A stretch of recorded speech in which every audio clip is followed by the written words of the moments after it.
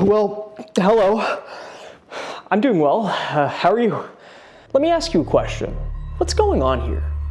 This is a combat scene from Ninja Gaiden 2 Black, the 2005 remaster of the 2009 video game Ninja Gaiden Sigma 2, itself a remake, redo, oh god it's complicated, I swear I'm going to explain, of the 2008 Xbox 360 classic Ninja Gaiden 2. Known for its brutal difficulty, Ninja Gaiden 2 is the kind of game that should be right up my alley, but that I had never actually played. I love action games. I love ultra-difficult pro-gamer Souls-like parry-slop perfection fests, but Ninja Gaiden, I never really had much of a reason to care about Ninja Gaiden. It's a series that's lain dormant for over a decade. It has this stupid, convoluted naming convention and delineation between which titles fans consider good and which they consider okay. They're a very specific kind of action game that, and God, please don't crucify me, straddle the line between the two more popular flavors of difficult action game, the Souls-like and the character action game. They're extremely challenging, oftentimes considered more difficult and demanding than Souls games, but they don't feature any of the systems or mechanical trappings of Souls' slow, methodical, lock-on oriented combat. At the same time though, while they outwardly appear more like character action games, their focus is less on stylishly long combos against meatbag enemies, and more on quickly and efficiently dispatching overwhelming hordes of enemy combatants. Because of these differences to games I already loved, I just never really gave Ninja Gaiden a shot. It seemed like something that just wouldn't be for me.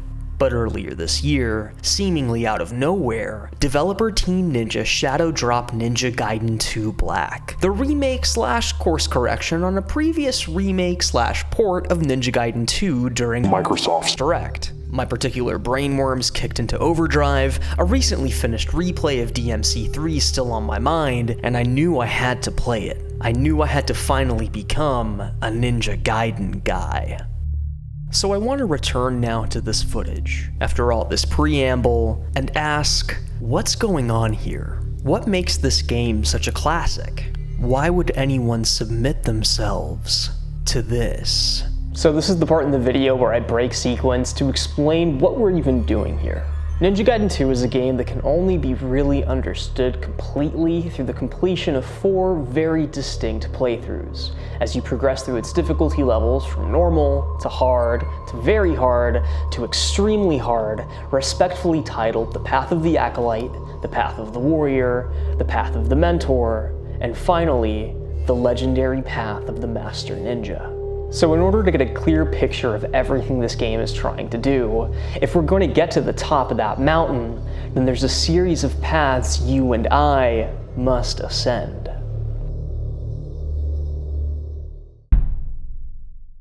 To understand the appeal of Ninja Gaiden 2, we first have to understand the environment it came out of. Also, the game that I played was Ninja Gaiden 2 Black, but for simplicity's sake, I'm just gonna call it Ninja Gaiden 2. Look, I did my homework, trust me, I get that this is just Sigma 2 with some minor changes to make it more like OG 2, but most of you don't even know or care about the differences, and I downloaded Fiend Boost's excellent Ninja Gaiden 2 White mod, so basically, I have played Ninja Gaiden 2, just with a nicer coat of paint, right? I can call this Ninja Gaiden 2. Released in 2008 during the rise of gaming's attempt at appealing to more cinematic sensibilities, Ninja Gaiden 2 has always felt like a bit of a throwback. While the game reviewed well with critics, it's not hard to see it as the last gasp of a very specific type of action game. The following year would see the release of Demon's Souls, and with it, the vibe would forever be changed.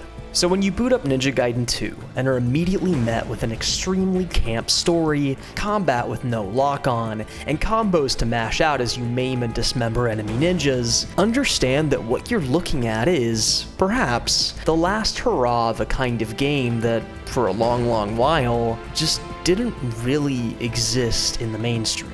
Like the perfection its combat mechanics aim to eke out of players over the course of various playthroughs, Ninja Gaiden 2's story is, despite what you might be thinking, the perfect vehicle for delivering an immensely replayable action game experience. Is it Shakespeare? Well, kind of, actually.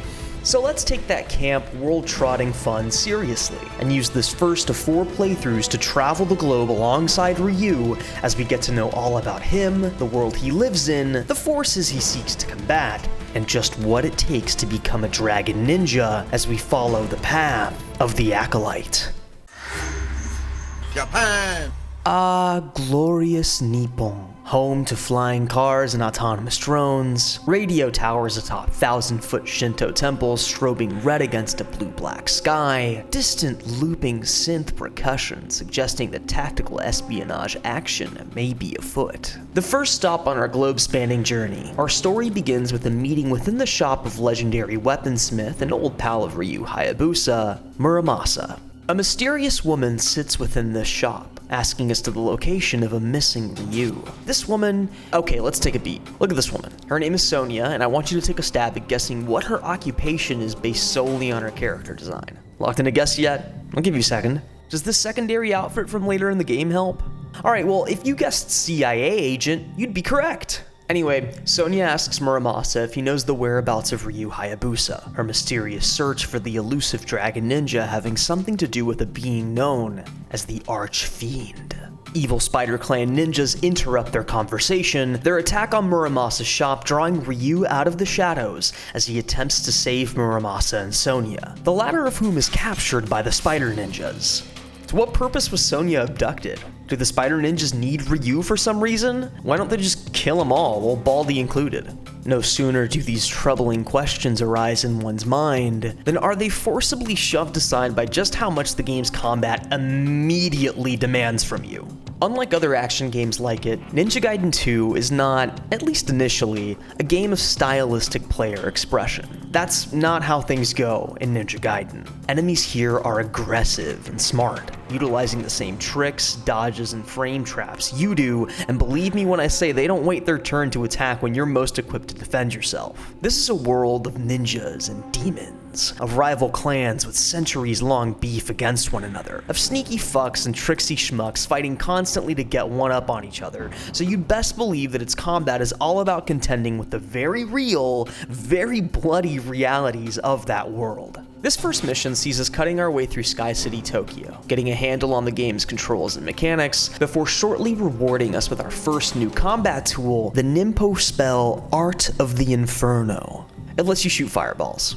Much like other action games, Ryu's kit comes with a variety of options for melee and ranged weapons alongside magical spells, allowing players to form and fit the game's combat systems to their own preferences. The spells in particular help to add some variety to combat, at least during this first playthrough. They're nukes you dish out occasionally to cull enemies or deal large amounts of damage to bosses, but their actual mechanical purpose feels a little vague and unspecific. You're never really called upon to use them, they all sorta do the same thing. They speak to the sort of mechanical ambiguity present in this first playthrough of NG2. It's not long after this that Ryu gets his first new melee weapon, the Lunar Staff, and all I really have to say about this weapon for now is that while it unlocks and helps highlight the sheer breadth of diversity between the Dragon Sword, Ryu's standard katana, and the rest of his arsenal, it unfortunately, at least so far, falls to the same fate as that first Ninpo spell we just got. Cool to use if you want, but of no real purpose besides.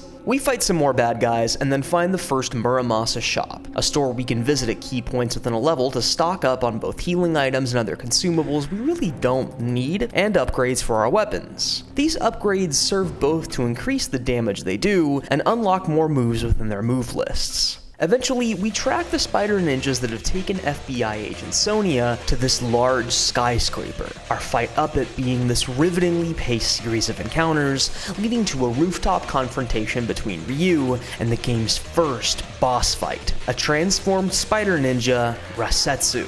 And man, it's a tough little fight. You gotta learn his attack patterns and stay quick on the block and dodge button as you hunt for the perfect opening, but once you find that opening, you've then gotta be careful not to overextend yourself lest you provoke him into command grabbing the absolute life out of you. It's a tense and challenging encounter that makes you practice the one thing it feels like the game hasn't really tested you on yet: patience. Ra sets you down. Ryu finally comes face to face with a woman seemingly leading the evil ninjas as she forces Sonya onto a helicopter. Ryu attacks, the evil lady lets go of Sonya, who Ryu catches in his arms dramatically, before evilly monologuing about how Ryu has brought them the time they need, and then flying off into the distance. It's here that Sonya reveals that this woman, Elizabeth, has allied herself with the Fiends, who seek to resurrect the Archfiend, and that her next stop on this evil quest to enact this resurrection is Ryu's home, Hayabusa Village. Our pair of heroes stare off into the distance, towards the location of the village at the base of Mount Fuji, and the screen fades to black as we close on the first of Ninja Gaiden 2's 17 chapters. Chapter 2 sees Ryu return to his home in Hayabusa Village, the opening cutscene setting up that the evil spider ninjas have already made their way to the village. Ryu's father Joe caught up in a battle with their leader, the extremely dope-looking Genshin. Ryu arrives, cuts his way through a bunch of dudes and a handful of dogs, and then picks up the game's second new weapon, the Falcon's Talons. They're really neat. Eventually, you make your way to the burning tower seen in the opening cutscene and acquire the Fiend Bow. It's a bow that shifts the controls to those of a third-person shooter. You can charge it up if you're using the white mod, which breaks several of the game's more annoying bosses. Moving on. We then fight a mini-boss, another big mutant devil Spider-Man named Gyuki, who goes down much, much easier than the first one did.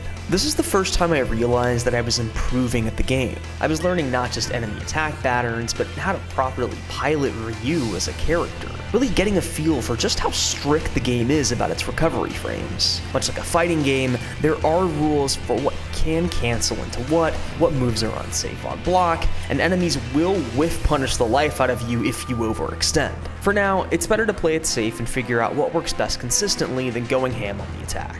A cutscene then plays, Genshin defeats your father, securing the demon statue, the talisman of Mount Fuji. Some kind of key necessary for opening the gates of the underworld, which lies underneath the sacred mountain, which then erupts. So anyway, we continue our ascent, jump into the mouth of a giant gilded dragon, practice our ultimate technique execution, and eventually make it to the room where Genshin awaits. Ryu arrives and Genshin hands the demon statue to Elizabeth, who runs off with it. We then get a sense that Genshin's motivations lie less in wanting to resurrect the Archfiend, and more in just wanting to settle some kind of generations-long rivalry between his clan and the Hayabusas. We fight him, and he's really, really easy. Our dad Joe shows up at the 11th hour to hold back Genshin, telling us to go after the statue while he continues the fight. The chapter ends, and we're off to the next stop on our globe-trotting adventure as we attempt to thwart the plans of Elizabeth and the newly resurrected Greater Fiends. USA! Hey, remember how we were just in the Inaka of Japan, near the base of Mount Fuji? Well, get a load of this sharp-featured wing twunk monologuing maniacally on top of the Statue of Liberty. We're in New York City, baby! Chapter 3 of Ninja Gaiden 2 establishes the globe-spanning spy movie adventure structure that the game employs. It's a deliberate callback to spy and adventure flicks of yore, a sort of weird love child between the high-tech camp escapades of James Bond and the world-spanning ancient MacGuffin goose chases of Indiana Jones. And, you know, by God, it works. We don't really need to know the exact motivations of our villains or see our protagonists making plans to take them down. The structure of the plot and the aesthetics of it all just basically do all the heavy lifting. The bad guys have a thing we need to retrieve before it's too late. We're going around the world to stop them from using the thing. Go! Anyway, this Iraqi discard pile villain calls forth a massive storm of winged demons to attack New York. Ryu appears and shoots one down with his bow before jumping on its back and crash landing it into Times Square, and the chapter begins. The lush forests and cyberpunk aesthetics of an extremely futuristic Japan give way to the hard, mean streets of Mike Bloomberg's New York City. It's a relatively barren series of streets, alleys, and eventual sewer and subway tunnels, but there's something charming about how lifeless and shiny these environments are. Despite playing a 2025 Unreal Engine ray-traced to hell and back remaster, the spirit of 2008 still shines through this new coat of paint. Environments are flatly idealized and sparsely decorated, but in a way I feel really nostalgic about. Everything looks clean and tidy, like the inside of a mall or a theme park recreation of the place it's attempting to evoke, the artifice necessary in providing space for the gratuitous, free-flowing action. But once the fights draw to a close, and you're left alone with the bodies of your fallen enemies in these supernaturally clean subway tunnels or city streets or all the other world iconic places we'll visit throughout the course of our journey, you come to appreciate that serene, quiet sterility. We make our way from Times Square down into the subways, encountering the first proper demon enemies in the game. These big gangly winged freaks that command grab your business from a mile away if you're not careful. Then we square off against this weird metallic worm mini-boss. He's kind of a bad fight. He only has a few attacks you can dodge easily, and he'll go down just as easily from shots of your bow. And that's Chapter 3. Chapter 4 establishes the two-chapter structure that will be employed for much of the ensuing game. If missions 1 and 2 in Japan act as a sort of tutorial, then 3 and 4 in New York act as the game's first proper stage. They introduce one of the 4 greater fiends that have risen since the eruption of Mount Fuji when Elizabeth and Genshin stole the dragon statue, in this case Alexei. They put Ryu in a thematic and aesthetically harmonious situation, in this case saving New York and also the Statue of Liberty herself, from the grips of whatever archfiend the level is themed around. Also, each archfiend has dominion over some kind of element. Alexei's is electricity, so there's a big thunderstorm raging in New York, yada yada, you get the idea. It's a simple, and I mean simple, setup for each of the game's areas, so simple and Mega Man-esque that it might not even be worth mentioning, but like, the thing is, it's incredibly effective. The game is paced in such a way that each gameplay sitting can be neatly broken up into roughly 2 chapter-sized chunks. For an action game like Ninja Gaiden, one where gameplay is focused around speed and precision, you need something to propel not just the game's plot, but the act of playing the game itself. By pacing the game like this, each chapter taking around 30 minutes to an hour or so to beat, the developers establish a really pleasing cadence to how the story and gameplay are doled out. Anyway, New York Part 2 sees our boy rise out of the subway onto, the Brooklyn Bridge? Man, I don't know. Fight this colossal and colossally easy dork, catch a ride on a helicopter to the Statue of Liberty courtesy of Sonia and her friends in Langley, find a big sword, fight his way up to the top of some kind of set-piece structure for the 2nd time in a row, and then duke it out against Greater Fiend number 1, the devilishly handsome lat-pull-down king himself, Alexei. And the fight is, well, it's really easy. You kill Alexei, Ryu spits some cold hard bars. Such is the fragility of evil. And he and Sonia ride off into the horizon to meet the next greater fiend. So, by now, one thing has been made evidently clear. The game's too easy. At the start of the game, you have a choice between easy, normal, hard, and very hard, so you could reasonably guess that choosing normal would be one's best choice. This is not the case. See, the thing about these difficulties is that they're a lie. See, they've actually been shifted around a bit from the original, but this lack of challenge on normal, it inspired me. I was tearing through the game. I was already flying way ahead of where it wanted me to be. I had built up my confidence in its system so quickly that I was already imagining, a third of the way through the journey, what it would be like to play it all over again, but harder. If I was already doing this well, and the game could only get more challenging, more demanding, more exacting of me as a player, then just how good could I get? Just how high of a challenge could I meet? This feeling of sensing that there was potential here to not just be good at something, but to be exceptional, it was addicting. I played through the next few stages set in the werewolf overrun streets of Venice, and all I could think about was how challenging this would be in the future. I wasn't so much playing a game as I was preparing myself for another similar game I had yet to play. Wait, whoops, I think I might have gotten a little bit ahead of myself. I jumped to chapter 6. We have to talk about chapter 5 first. Chapter 5 of Ninja Gaiden 2 Black is an interlude, the first of 3 infamous side missions starring the ladies of Ninja Gaiden. Taking the role of Ryu's apprentice, Momiji, a character we have never seen before, we have to rescue a child from the clutches of these Tengu demon twins. They've taken the kid to a repurposed Sky City, Tokyo, you fight some guys, you smack these two chuckleheads around, you save the kid, Muramasa's there and does a little old man chuckle or whatever, and that's the mission. And it's fine. It's a neat, kind of inoffensive little look at what else is going on in the world. Momiji controls fine. She's not nearly as fun to play as Ryu since her moveset is vastly limited, but again, it's short, like maybe 15 minutes or so, you know, whatever. But why did this have to exist? All it does, really, is kill the pacing I was talking about earlier. You either play this at the end of finishing Alexi's stages and kill the vibe, or you save it for your next play session before the game does its little 2-level act structure thing and start off on kind of a weak note before getting to the good stuff. It's just a weird choice, one seemingly motivated more by some of the game's, interests, let's say, than by wanting to break up Ryu's story to do something genuinely interesting. Moving on.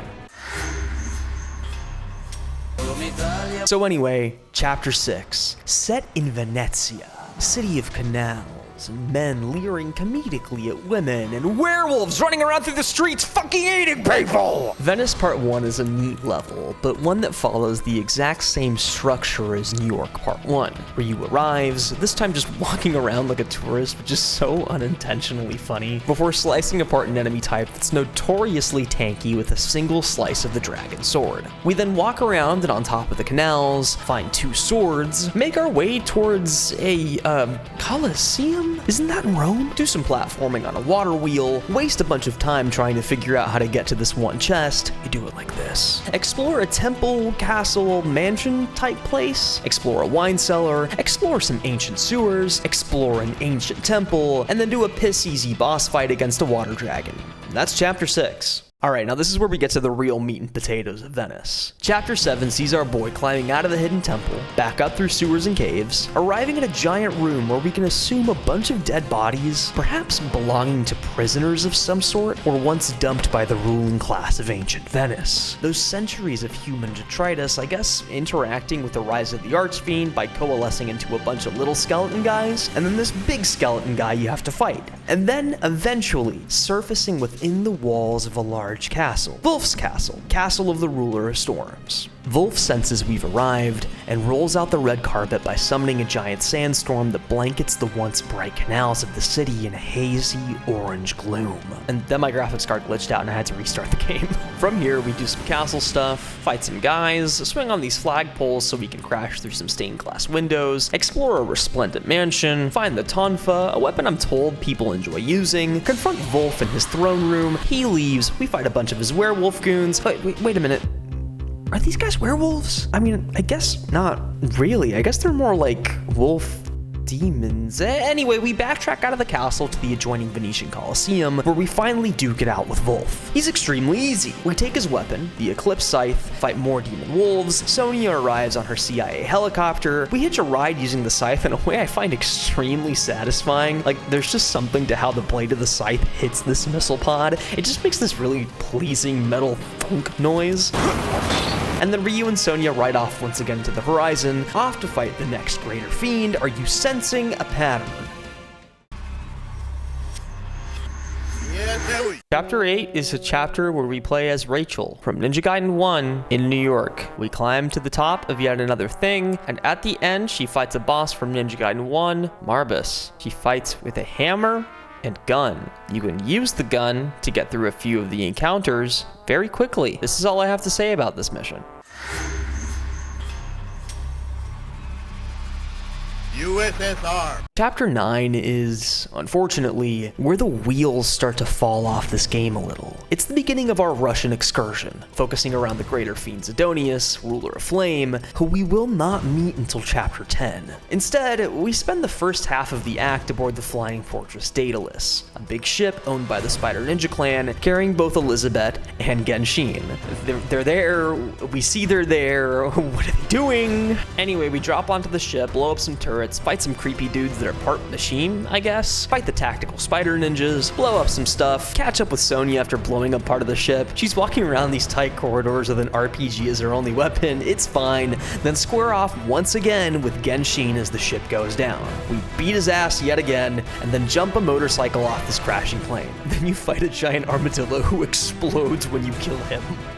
That's chapter 9! Now that we've arrived on the streets of what has to be Moscow, Zidonius, this guy, ruler of flame, finally decides to show. Some army men fail at taking him down, so it's up to us to fight our way through the streets of this anonymous Russian city. Through a shopping mall, into a church, into some tunnels, into a train station, into a mansion, we fight this colossal dwarf once again, go into some sewers once again, go back through a mansion once again, are you sensing a pattern, up a clock tower like in Castlevania? beat up Zidonius, and then that's it, das vidanya.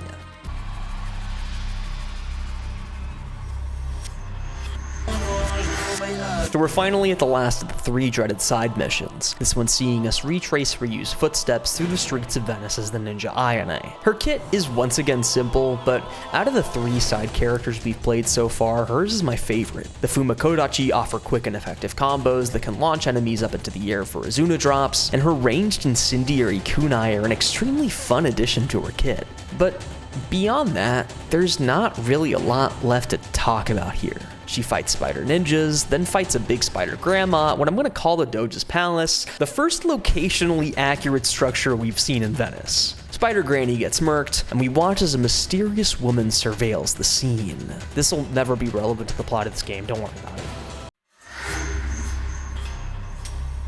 Reveal! Marking the beginning of the game's penultimate act, Chapter 12 begins to make up for some of the narrative stiltedness we experienced with Chapters 9 through 10. As we arrive in South America, we begin with Ryu naked snaking his way through dense jungle, getting this pretty incredible shot of his head as it pokes through the surface of the water, a reference, like the title of the chapter itself, to Apocalypse Now. Indeed, the end of the world is nigh. Ryu's quest landing him in this humid locale, hot on the heels of Elizabeth, brought to this, unholy land as it conceals the final component to resurrecting the Archfiend.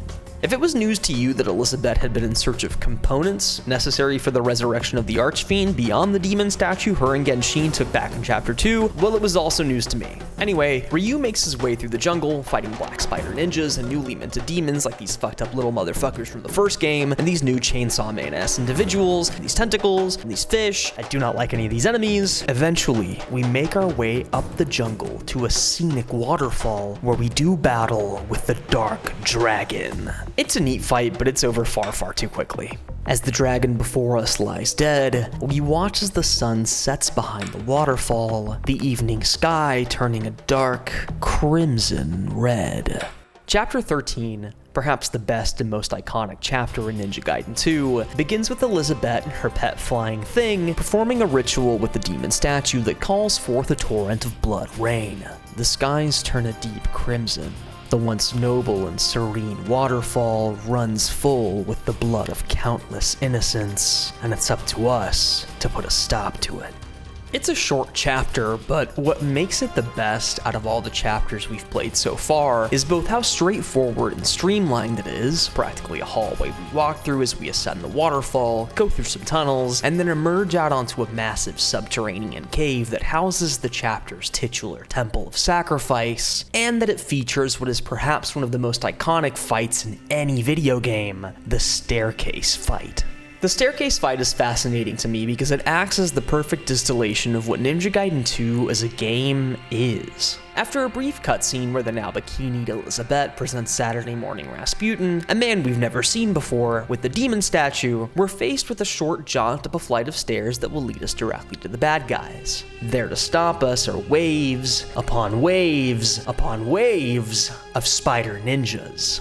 On this first playthrough on Acolyte, the challenge, looking back on it now, is pretty minimal. The spider ninjas arrive in packs of less than 10, occasionally 2 or 3 more will join the fray, and they mainly test your ability to quickly dispatch enemies. It's not really that hard, but in practice, as the first time you encounter this scenario, it feels electric. The enemies don't stop coming. As soon as you dispatch one, there's another to take its place. For the first time, resources have to be carefully managed. The space is tight and confined, leaving little room for maneuverability, and all the while you can see your hit count rising. You feel the self-imposed pressure of not letting your combo drop, your heart starts racing, you begin to feel like a ninja. After all that though, we enter the Temple of Sacrifice and finally face Elizabeth, revealed to be no mere woman, but the demonic ruler of blood. Like the staircase fight before it, it's one of the first encounters where Ninja Gaiden 2 begins to show its teeth.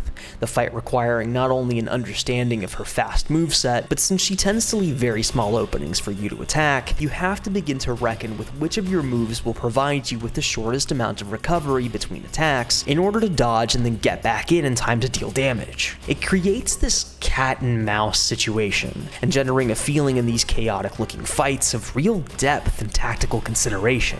Once defeated, Elizabeth is flushed down a toilet, Genshin comes out of the shadows to direct us towards the site of the coming Archfiend's rebirth, the peak of Mount Fuji, before exiting stage left. Sonya shows up, Ryu says some mysterious Sigma male slop to her about how she cannot follow him as his path leads through the land of the dead, and the chapter ends, concluding the South American leg of our adventure.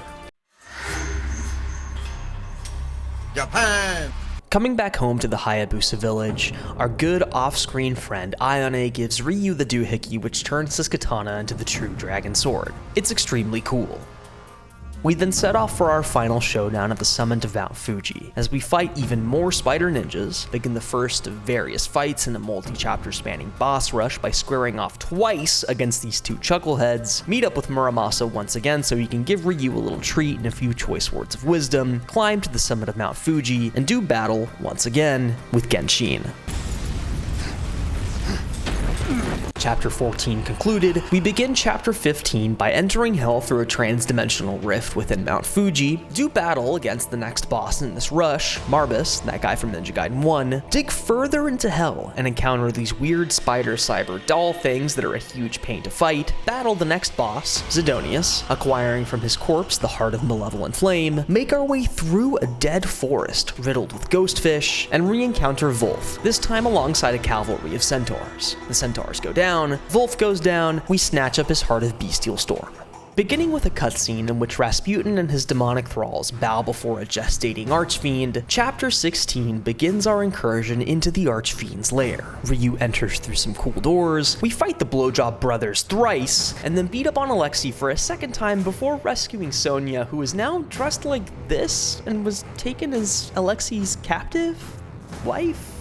Slave? I don't know, man. We take his heart of Azure Lightning and keep trucking. We arrive at the final chapter, in which we duke it out with a demonically transformed Genshin, acquire his dope Party City-ass katana, the Blade of the Archfiend, and dual-wield it with the true dragon sword, finish off Elizabeth once and for all, acquiring her heart of crimson blood, fit all the demonic hearts into the door to Kingdom Hearts, confront a demonically transformed Rasputin, and then put an end to the resurrected Archfiend, a fight that starts off, well, pretty horrible, I won't lie. This fight is just incredibly tedious. You have to ranged attack him and then dodge his follow-up attacks in a very specific way. On top of that, you have to do all this platforming as he tries to crawl out of hell and onto Mount Fuji. It's super annoying, but then culminates in a final phase that, you know, it's pretty cool. It's a neat fight. Finally, Archfiend defeated, Ryu is joined at the summit of Mount Fuji, a mountaintop known as one of the most notoriously overcrowded tourist destinations in the entire world, by a still somehow even more scantily clad Sonya, and they walk off together into the light of the approaching dawn. The end. Credits play as Ryu contemplates Genshin's sword, placed amidst a graveyard of other katanas. He stands up, walks solemnly away from the gravesite of countless shinobi, but not before sensing that he's being watched by a mysterious woman. The same mysterious woman from the end of Chapter 11. Her name is Kasumi. I had to look it up. Seriously, don't worry about it. He then sagely intones that darkness will lift in the end, and that he still has much left to do. Okay, now the end. So, what have we learned? The first playthrough of Ninja Gaiden 2 was a strange one, made stranger by a simple mislabeling of difficulty modes. If the path of the Acolyte had been labeled easy and the subsequent path of the Warrior had been labeled normal, then maybe I would have come away from this first playthrough with a more favorable impression of the game. I didn't not like it, I was entertained, I found the combat, what little of it I could really sink my teeth into, to be enjoyable and exciting, but I didn't quite get it yet. But if we're to take these difficulty level names at face value and draw from them what the intended experience of the playthrough was meant to convey, then the path of the Acolyte is one of subservience. We're here to follow alongside Ryu, to bear witness to his proudest moments, to listen to and internalize his solemn, incisive words, to mimic and play with his vast toolkit, to begin to start seeing what it is that he's doing, but not to be him. He's an aspiration, a destination at the end of a long journey, the kind of person we might become if we take the lessons we've learned in observance and apply them to a more proper and fitting challenge. It drills in the fact that getting good at Ninja Gaiden really begins and ends with proper vision. Earlier in this video, I showed you some gameplay on Master Ninja difficulty, and I asked you to tell me what you thought was going on. Decoding this puzzle, cutting through all the sensory noise of Ninja Gaiden to where you can simply read a situation and respond accordingly, that's the true challenge of the game.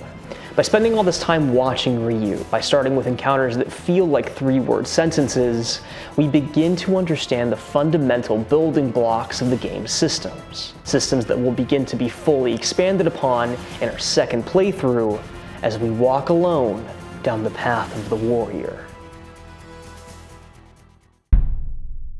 The path of the Warrior was where I finally began to understand how the game's different mechanics fit into a larger whole. Retracing our steps once again through Ryu's globe-trotting adventure, I was immediately struck by how much of a ramp up in difficulty the second playthrough provided. Enemies now felt less homogeneous, the various different movesets requiring me to pick and choose who to take out first, typically your spellcasters and ranged guys, before moving on to the rank and file grunts. Everything just felt more purposeful. Checkpoints within levels became important, healing items suddenly became useful, Nimpo spells, a mechanic that felt like an afterthought during the previous playthrough, now suddenly had a function as an extremely useful panic button when encounters became too intense. And I finally understood when and how to use the iconic ultimate technique, an indispensable tool when it comes to clearing encounters faster than your enemies can clear you. But what locked into place the most over the course of this playthrough were Ninja Gaiden 2's weapons.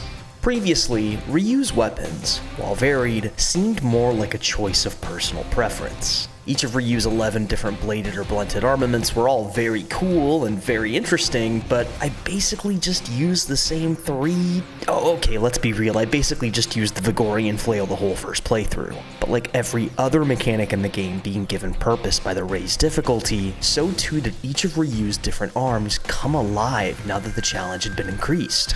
Each of these weapons fulfills a specific purpose given different scenarios, so let's talk about all 11 of them in order of acquisition and rank them on an incredibly scientific tier list.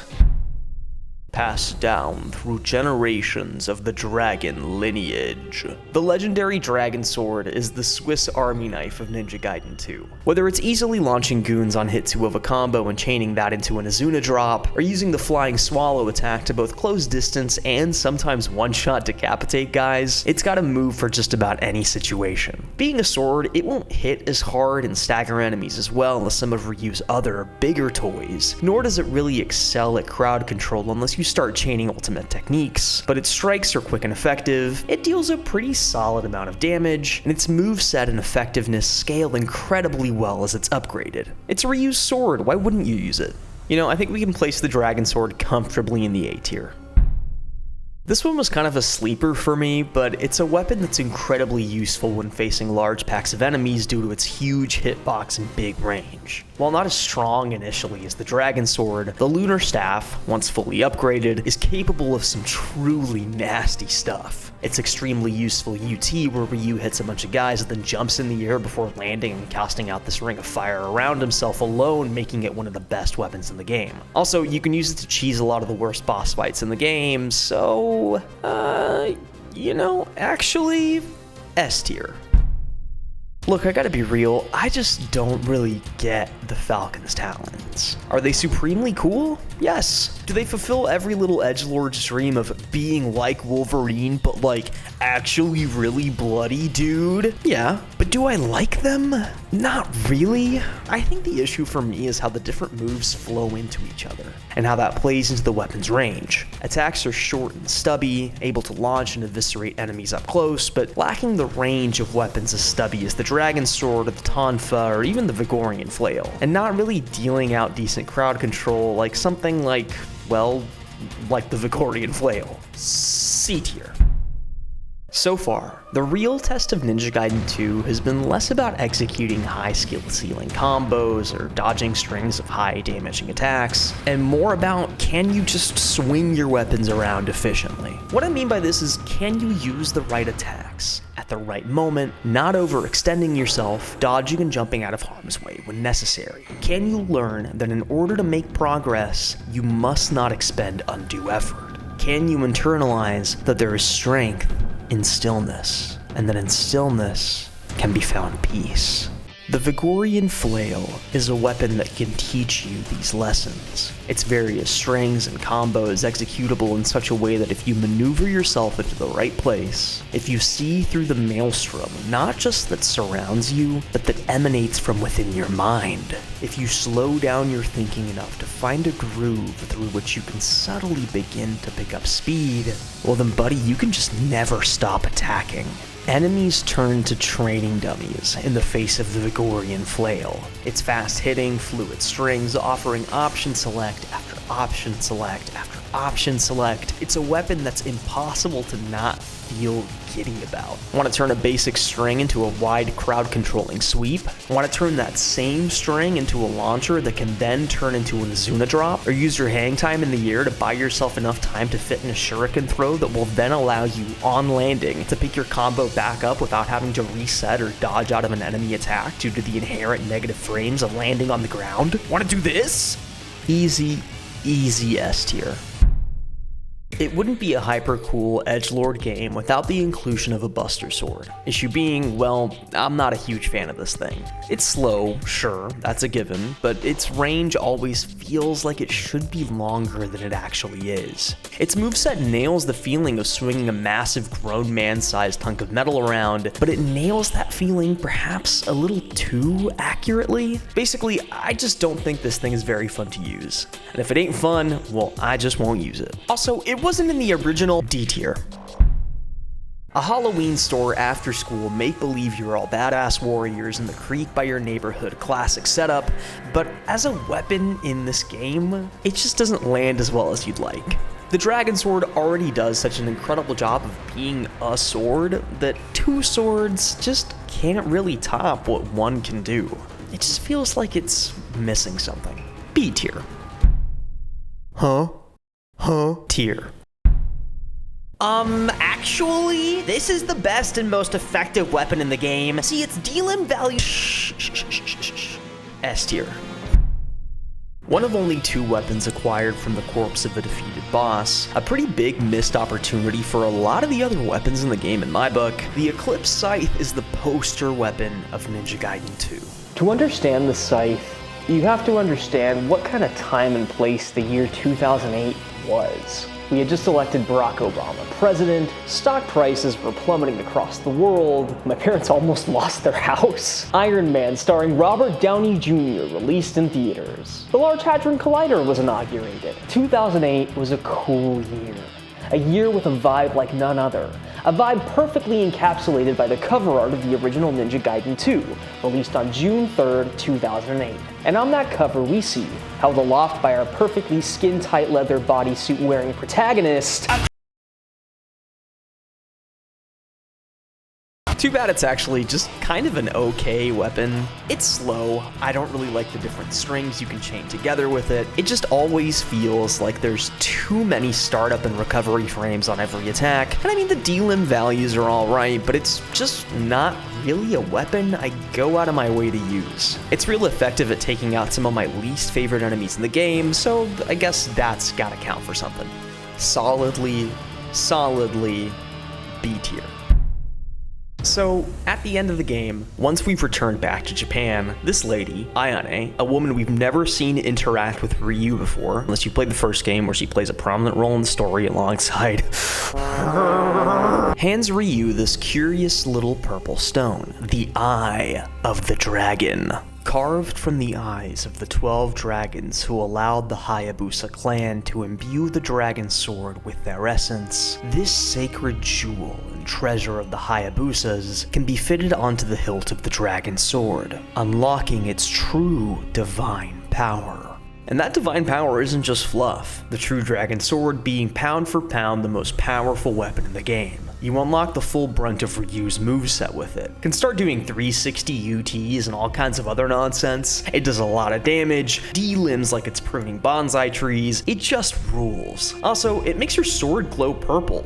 S tier. B tier. Over the course of the second playthrough, other than becoming more familiar with the quirks and use cases of each of Ryu's weapons, what struck me the most was that I started developing and adopting a mindset. Warrior is a pretty solid step up and challenge over Acolyte. Encounters start feeling like they have real stakes. Your fights against each boss start to feel like hard-earned victories. There are consequences now for things like overextending your strings, or staying in one place for too long, or not using your Nimpo during a crucial moment in a fight, or simply not de-limbing the right enemies at the right time during an encounter. And the only way to get through all this is to adopt a mindset. To begin to shift your thinking from, oh crap, oh god, what buttons do I press? This guy's grabbing me and I gotta wiggle the controller, oh crap, oh no, to something more simple. Combat in this game can be harrowing. And while there's no end to the level of depth that can be reached within it, for now what I want to focus on is much more simple. I want to focus on mindset. The number one thing you can do to immediately increase your chances of survival in Ninja Gaiden 2 is to stay mobile. Enemies lock in on your location the moment they initiate their attack, which means if you're standing still, the attack will connect. But if you move out of the way, well, you won't get hit. No brainer, right? But then you realize that there's not just one guy beaming in on your location, but sometimes like 8 or 9 different guys all letting loose all at once. So once you've moved out of the vector of attack A, you've just moved yourself right on top of the vector of attack B, and so on and so forth. So you have to keep constantly moving to new locations, utilizing the entirety of the arena available to you to maneuver in and around enemy attacks, forcing your enemies to whiff, and once they whiff, that's when we punish. The whiff punish is the bread and butter of all combat encounters. Your opponent attacks, misses, leaves themselves open due to the consequences of momentum, and then you capitalize on that opening. Simple stuff. Okay, now never miss a whiff punish. A bit hyperbolic, but whiff punishing is going to be your best course of action when it comes to effectively cutting down the sheer number of enemies you'll be faced with in Ninja Gaiden 2. You must remain active. Not simply dodging, but dispatching the right enemies at the right times. Looking at combat encounters like a creative puzzle where there isn't necessarily a wrong choice, as long as you keep making choices. Dodge out of the way of a strike, then whiff punish by launching, turn that into an Azuna drop staggering the enemies around you as you land, press and hold the Y button the moment you land on the ground to immediately suck in the essence that dropped from the first guy you killed, charging an ultimate technique you can use to take out the rest of the enemies around you, but remembering all the while to never overextend or face being the whiff that gets punished. This might be news to some of you, but the body is more than simply the vessel for the mind.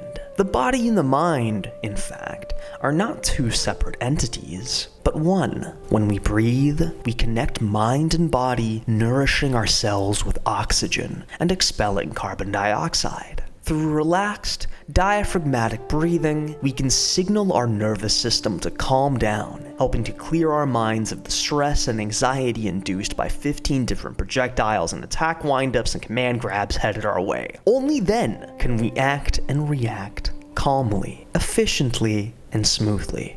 And also don't forget to always be blocking. These 3 rules, or pointers, will see you through most of Ninja Gaiden 2, helping not just keep you alive, but help you retain your sanity as you slam into the various brick walls the game will put in front of you, breakable only by repeated collision with your head. The worst of these walls being the game's several boss fights. In the previous section, I talked a bit about the game's boss battles as they became relevant to the story, but it's during the game's second, more difficult playthrough that the true nature of those fights becomes apparent.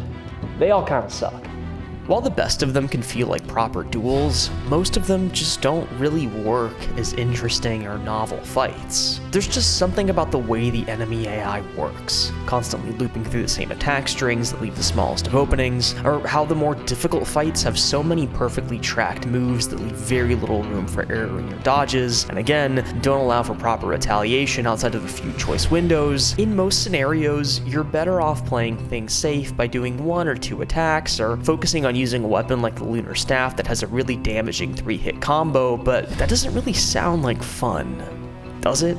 Bosses then are less tests of skill and creativity and perseverance, and more annoying roadblocks that require you to find the most effective, least creative, and at times most boring way of cheesing them. Unless you're a god and can pull off stuff like this.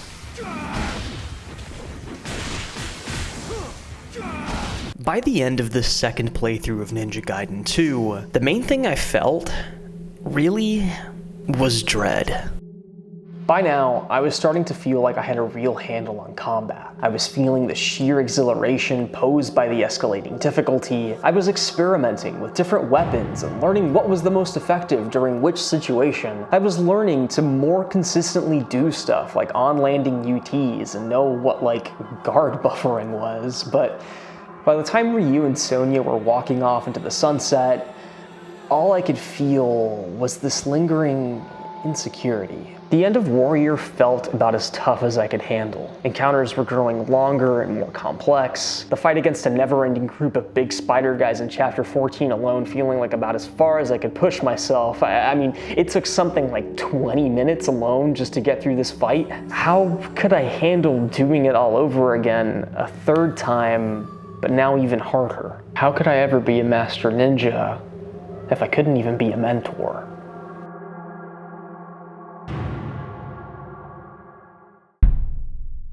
I stare at my screen in disbelief.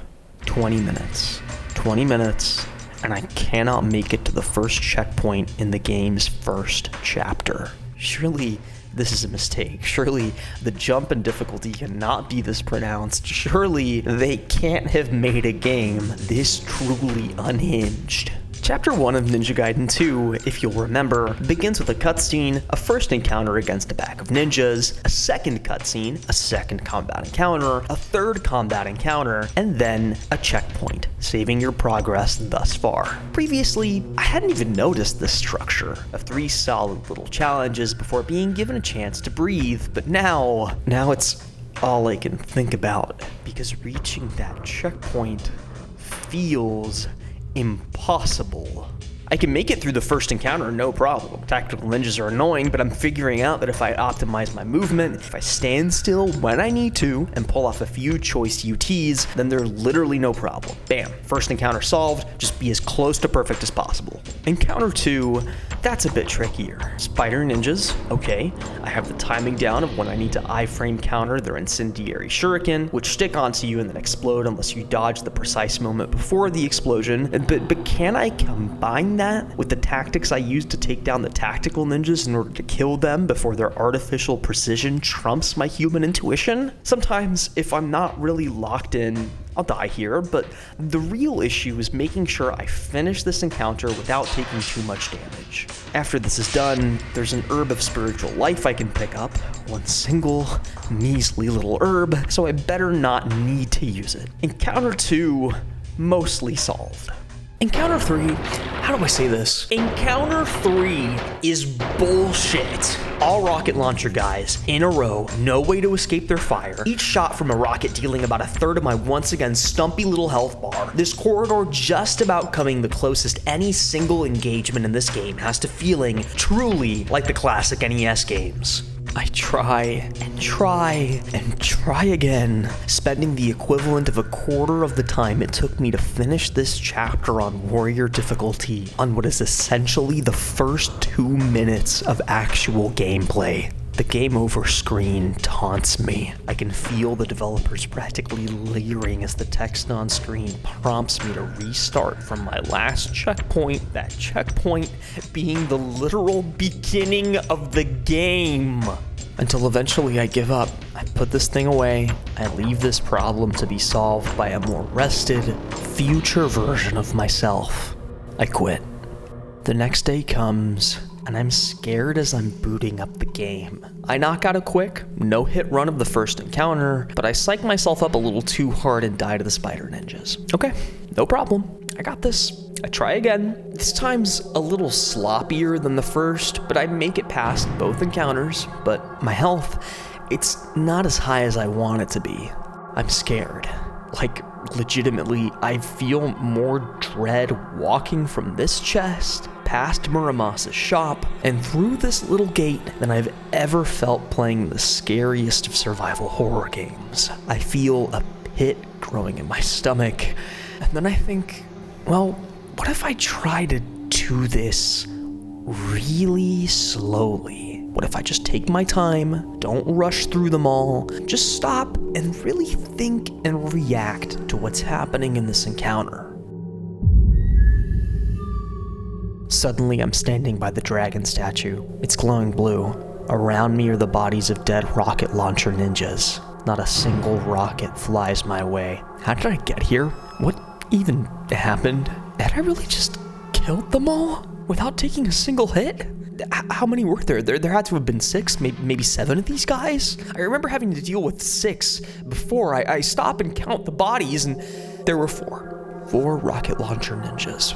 That same day, my second day attempting mentor difficulty, after finally making it past the rocket launcher ninjas, I made it this far. Just barely to the final push at the end of the chapter. It's all starting to click for me in some ways. I'm recognizing aspects of my play that are inefficient, that I'm spamming moves I shouldn't be, that I'm not utilizing UTs enough, things like that, and while I'm getting better, by the time I finally make it to the skyscraper and have to fight another horde of spider ninjas, my brain feels like absolute mush.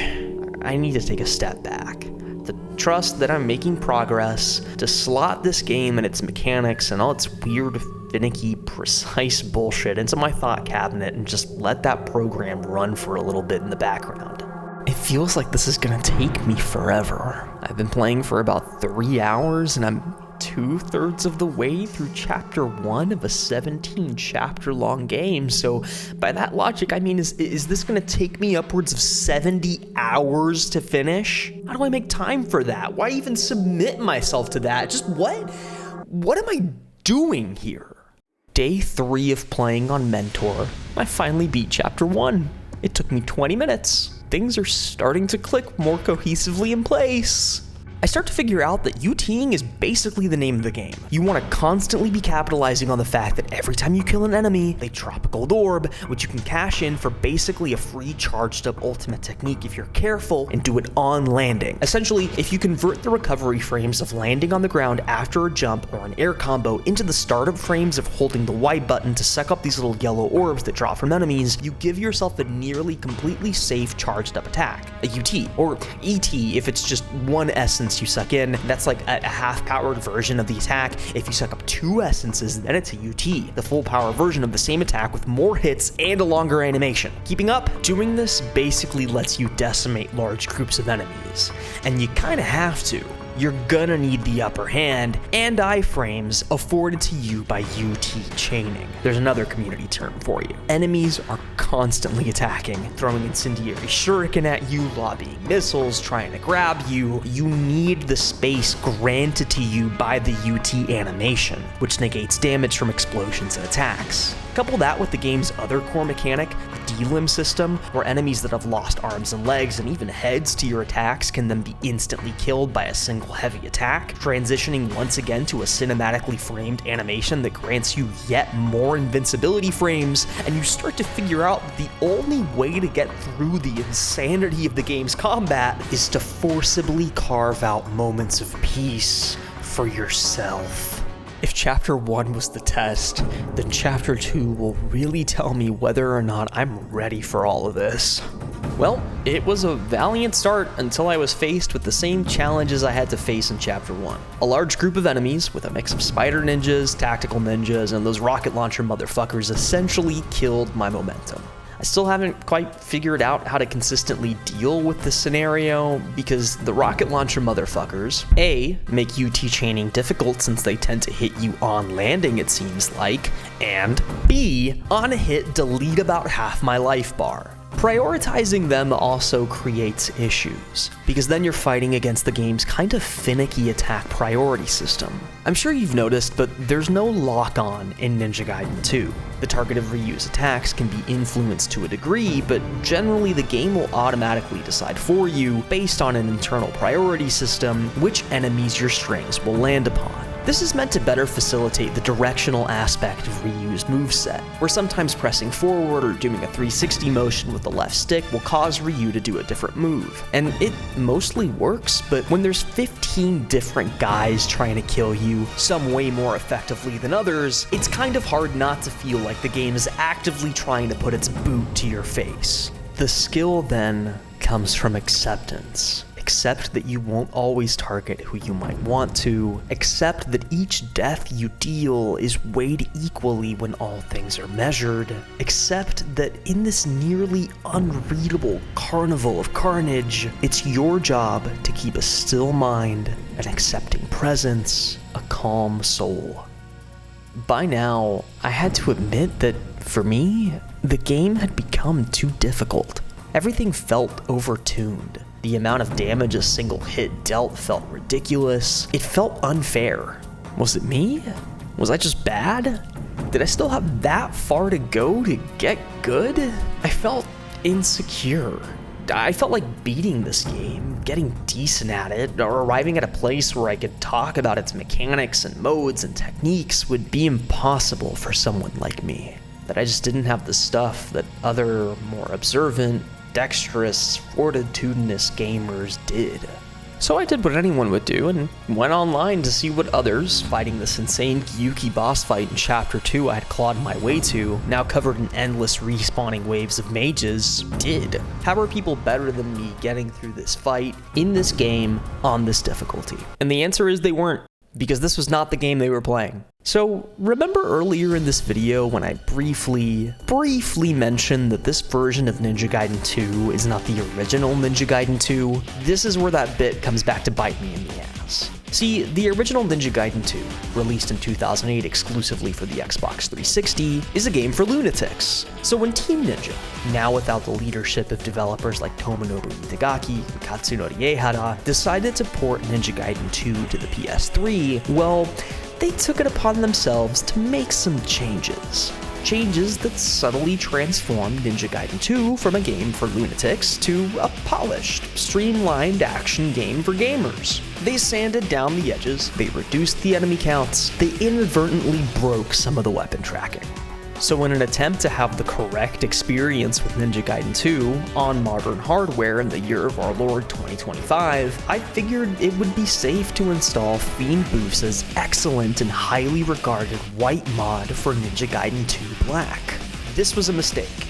Described as an overhaul to the entire game, resulting in a closer experience to Ninja Gaiden 2 while improving upon the good aspects of Ninja Gaiden Sigma 2, Fiend Boof's mod, Ninja Gaiden 2 White, is a monumentally important project for the Ninja Gaiden community, fixing just about every issue present in Ninja Gaiden 2 Black. It seems like, in theory, it would be the ideal way to experience the game, the best of both the modern graphics of 2 Black and the frenetic, precise, high skill ceiling gameplay of the original game. A pure, untainted, platonic ideal version of Ninja Gaiden 2.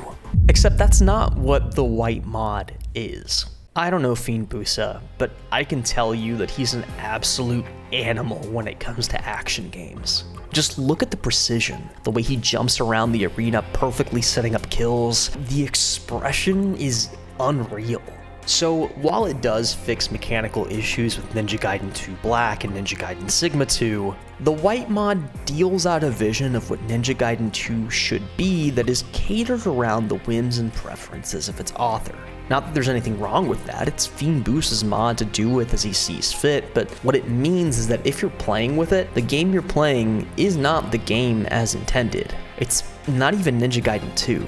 It's Fiend Busa's idea of what an ideal Ninja Gaiden 2 could be for players of an already very high skill level, not Ninja Gaiden 2 as it actually was.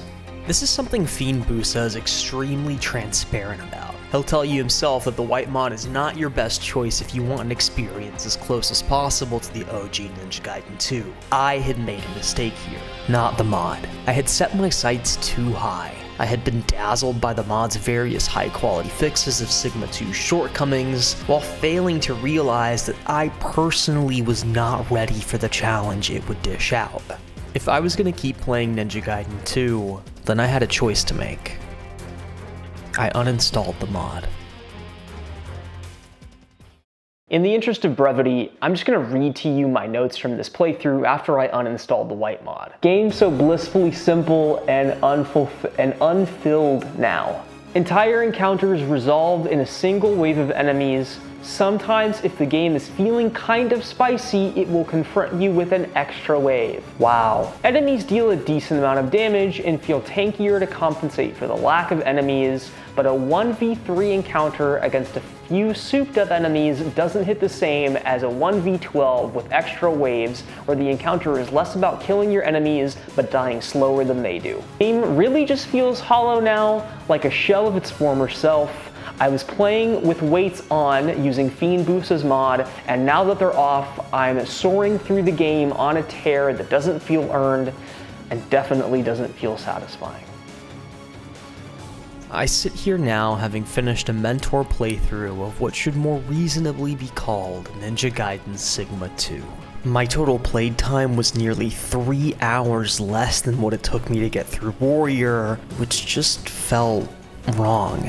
See, the problem I'm having now is that because I started with Fiend Busa's mod and then disabled it at the start of the run, I can't tell how much of my breezing through mentor difficulty is attributed to the base game being significantly easier compared to the mod, or how much it comes from me getting better at the game. If only there was some way to tell. If only there was a version of Ninja Gaiden 2 that didn't require mods to fix, whose difficulty curve was purposefully designed, that would leave no ambiguity as to whether or not I had gotten good. God, why do I care so much about getting good? Staring at me, on this quest to prove that I had what it takes to get good at this game, was a final playthrough on the coveted Master Ninja difficulty. But I felt tired. I just needed to take a step back and digest what I had experienced so far.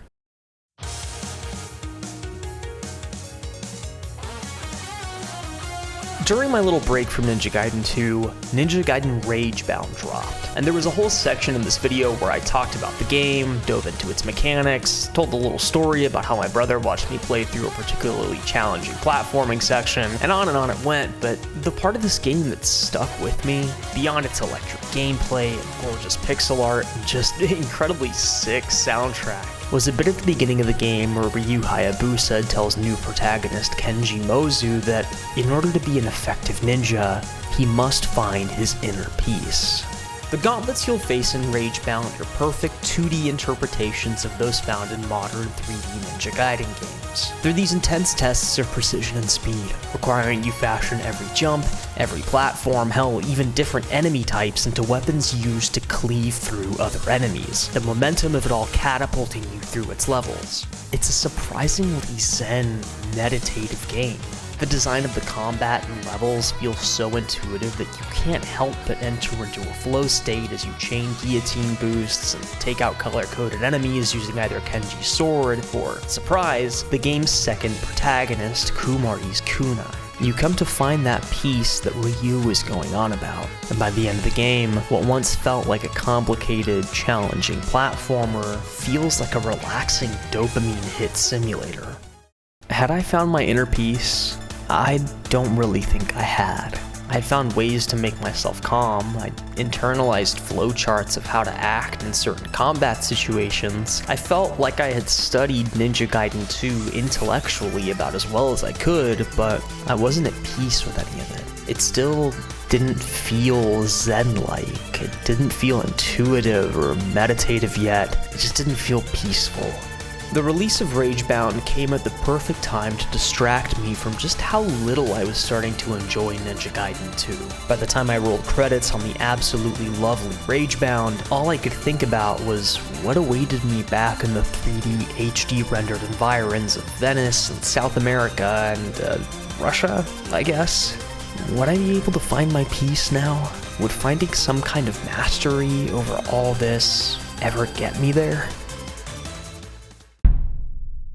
For weeks and months now, the specter of Ninja Gaiden 2 Black's imperfections has haunted me. How could I know if I was good if the metrics by which I made that judgment kept changing? Good at Ninja Gaiden Sigma 2 is obviously not as good at Ninja Gaiden 2 White, but good at Ninja Gaiden 2 White isn't Team Ninja's official version of good at Ninja Gaiden 2. It's several degrees above that, so then how could I ever say I was good at Ninja Gaiden 2? How could I objectively measure my progress and prowess at this game? If only there was some officially sanctioned yardstick for this kind of thing. If only there was some standardized version of this game, one more ontologically real than all the others, one closest to the vision of this guy, or this guy, or this guy over here. So anyway, I bought a 360 and a copy of Ninja Gaiden 2. 2008's Ninja Gaiden 2 never knows when enough is enough. It's an exuberant game, differently wild and a hell of a lot more abrasive when compared to its more polished alternate universe clones in ways I could never have been prepared for. First, obviously, the frame rate. Ninja Gaiden 2, on the hardware it was meant to be played on, runs abysmally. The Xbox 360 can't keep up. Not with Ryu, not with how high def and exquisitely normal mapped these environments are, and most certainly not with just how many enemies the folks at Team Ninja back in 2008 envisioned you fighting all at once. You'd think, you modern action gamer, that this would be a bad thing. How could an action game ever be good at anything other than 60, 144, hell, 200 plus FPS? But somehow, it just works. The staircase fight, the game's most iconic moment, runs in slow motion. I'm not kidding, just look at it. But it feels great. It feels correct. Like getting to see every individual frame of gameplay is giving you some insight into the real-time senses of your protagonist as he flips around at 100 miles an hour. That sense of correctness goes even farther though. Gameplay feels smoother, much smoother, as weapons track more accurately and certain moves that were once slightly broken or ineffective in Sigma 2 and 2 Black now simply work as intended. The flow state simulator aspect of the frenetic combat shines more brightly as you settle into the loop of a now more impactful, reactive, and purely fun video game.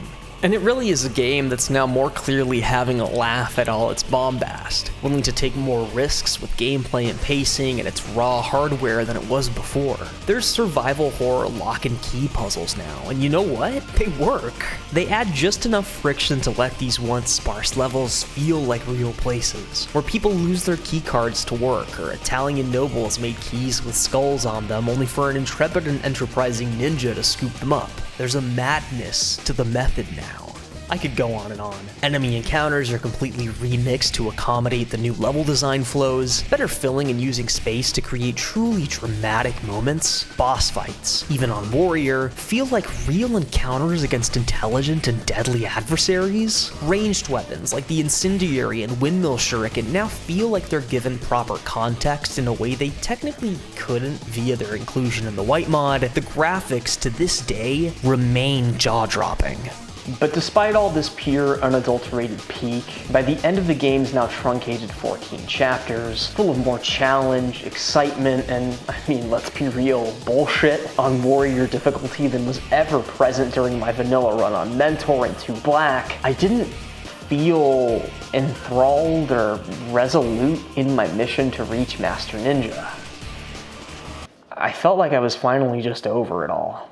I had needed an outlet, an escape. I needed a wall to bash my head against. I wanted to be calm. I needed to be calm. I wanted to sever the limbs of 100,000 men. Is this how I would find peace? The past few months of working on this video has been the longest period of just absolute nothing I've ever faced in my life, and filling it with an endless gauntlet of the same 17 to 14 missions, progressively getting more hostile and more hostile and more hostile. It was just every single thing that I was going through every day. For years, it's felt like I've just been repeating the same series of events over and over again, only harder each time.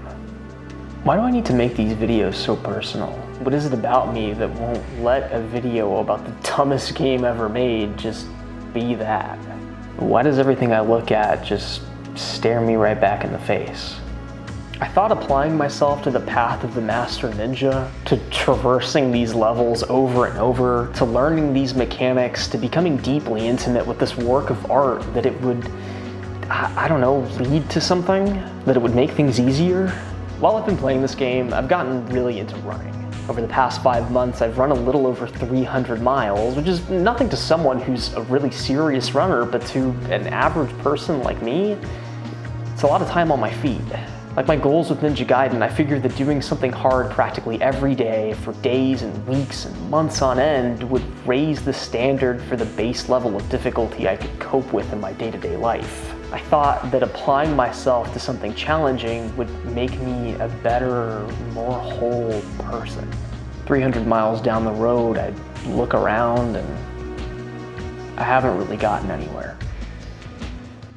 Over the course of 4 disparate playthroughs on escalating difficulty modes, honing in on the story and mechanics and subtle tweaks and differences between different versions of the same game, I've come to regard my experience with any video game containing the words Ninja Gaiden 2 in its title as an encapsulation on the futility of perfection. What was I gaining out of pushing myself like this? How were the different versions of this game altering my perception of my own skill level? Is there even a definitive version of this game? How can I perfect an experience if there's no perfect version of that experience? How could I ever perfect myself? In going back to the original NG2, one comes into contact with the fact that even the game itself refutes this sense of perfection. Its challenging ambitions coming into stark and almost indifferent contrast against the technical abilities of the Xbox 360. If NG2 is this uber elite action game meant only for the die-hard manest of gamers, if its mechanics and higher, more ontologically true difficulty modes demand nothing less than sheer perfection out of your button presses and reflex times, then why does it run like such unadulterated ass? The game demands more out of the hardware it runs on, both biological and synthetic, than it could ever provide. And it does this because ultimately, NG2 doesn't care. True strength lies in quiet, peaceful confidence. Genre-defining iconography is awarded not to those who are the most technically proficient, but to those with enough disregard to be bold in their choices. To have the peace of mind to look at a game barely eking out 10 frames per second as nearly 100 complexly rendered enemies flood the screen, their blood and viscera and ranged projectiles and explosives and shining orbs and animation smears and speed lines turning your display into an unreadable soup, and shrug their shoulders at the catastrophe of it all. But it's cool, they might utter. It's exciting. Video games are perhaps one of the most powerful artistic tools we have as humans. I mean this sincerely. It seems pretentious to say this, but it's all too easy to disregard the act of physically embodying a character within a set of circumstances. There's a reason actors either develop a cool sense of playfulness and empathy as they hone their craft, or become whatever the fuck it is Jared Leto has become. Embodiment is powerful. It does something to you. In embodying Ryu, and playing a role within the lurid, excessive, and frankly pornographic world of Ninja Gaiden 2. And embodying this violent fantasy, we're guided towards seeking excellence. Excellence in execution, excellence in thoughtfulness. Ninja Gaiden 2 calls on you in every moment, no matter how fucked up or ridiculous, to always strive as best as you can towards excellence. Once you learn to read a situation, once you surrender yourself to just how silly, stupid, over the top, and at times truly indecipherable the world around you can be, only then can you truly begin to find peace. Sometimes you'll feel like breaking. Sometimes you'll find yourself playing a game that demands you push your brain to the point of insanity, but then one day, the spell will break. Things you once found impossible will feel no more challenging than taking a deep breath. Just remember to breathe out and stop holding yourself back. Look, I realize I didn't make good on the promise of this video, and to this day, I have not beaten any version of Ninja Gaiden 2 on Master Ninja. So I'll tell you what, right now, today, this channel is sitting at around 650 subscribers. I'm eternally grateful to each one of those people, but I want to keep growing. So if by the end of this year you make it possible for me to get to 1,000 subscribers, then I'll stream over on my Twitch at twitch.tv/Teddy_last name my journey to beat Ninja Gaiden 2 Black on Master Ninja. If we break 1,500, then we'll do the entire rest of Ninja Gaiden 2 on original hardware. Trust me, I have the means to stream it. If the channel breaks 2,000 by the end of the year, then we're going back and doing the impossible, reinstalling the white mod, and getting it all done on stream. I don't want to go on this journey alone anymore. I want you there alongside me as we walk down this path together. Okay, besides that, please remember to like this video if you liked it. Don't forget to subscribe, like I said, if you feel so inclined. I have a Patreon as well, links down below where you can contribute $1 a month to help build this channel and support my work. And besides that, thanks for watching. Anyway, I think I've had enough of Ninja Gaiden 2 for now. I gotta go for a run.